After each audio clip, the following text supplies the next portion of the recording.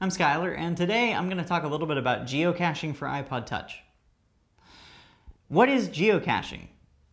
Well, there are people out there who want to do treasure hunting. You may be one of them. You probably are if you search for this video. And wouldn't it be cool if there were little treasure troves all over the place, all the time, wherever you were walking?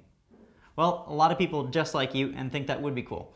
So they hide things in little boxes all over the place and use GPS devices, handheld GPS devices, in order to log their location and post them.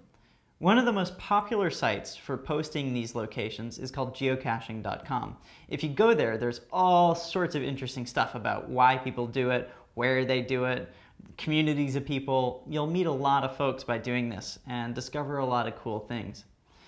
iPod Touch, which came out a few years ago, actually turns out to be a pretty good tool for geocaching because it allows you to access maps, it allows you to use notes functionality, even to record locations as long as you're connected to Wi-Fi.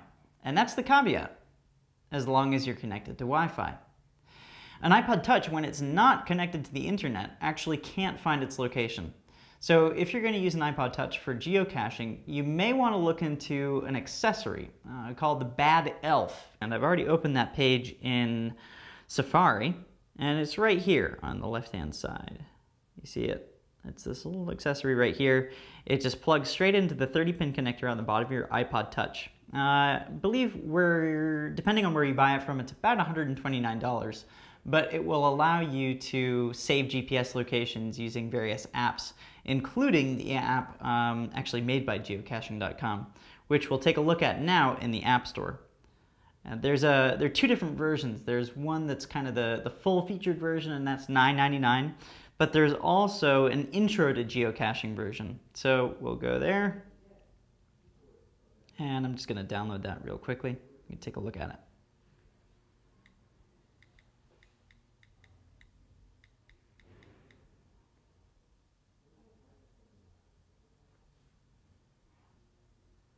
So this geocaching application is made by Groundspeak Incorporated, and it's one of the most popular.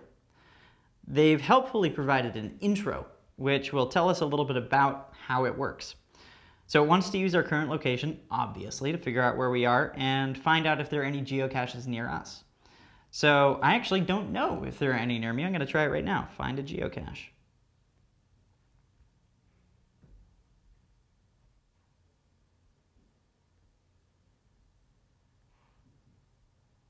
So it's searching right now, and hey, looks like it. There are a couple things.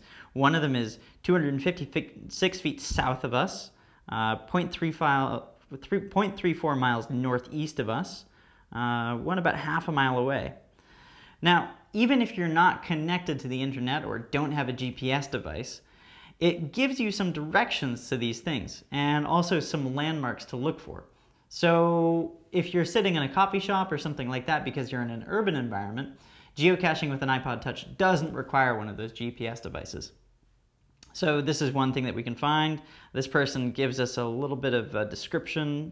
They say it's a well-hidden magnetic nano hidden in a very urban area of Portland, Maine. Use your stealth, yada, yada, yada. So I would tap let's go, and geocaching shows me a friendly little map of where I'm going. There we go. So if I were connected to the internet this whole time, say via 3G, if I had an iPhone, then I could be navigated directly toward it by the application. But if I don't have an internet connection, then I would have to have some sort of GPS app or GPS accessory. Once you get that, if I started walking 257 feet that way to the north, I would start keeping my eyes peeled for, I don't know, whatever they described, something shiny probably. At that point I'd find it, and then hopefully I'd be able to talk with the person who made the geocache, or maybe I'd pay it forward by making my own geocache. That's a brief overview of geocaching. Thanks for watching. I'm Skylar.